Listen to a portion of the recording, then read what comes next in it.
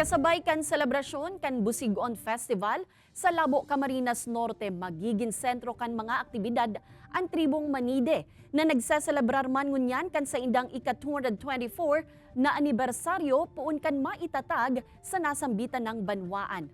Obheto kaini na maipahiling ang pagbisto asin pagtataong importansya kan banwaan sa mga indigenous people sector.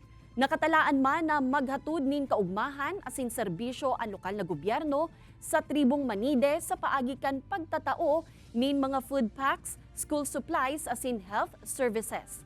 Magkakaigwaman nin laro ng lahi asin ang pagkasal sa pirang mag-agum sa laog kan tribo.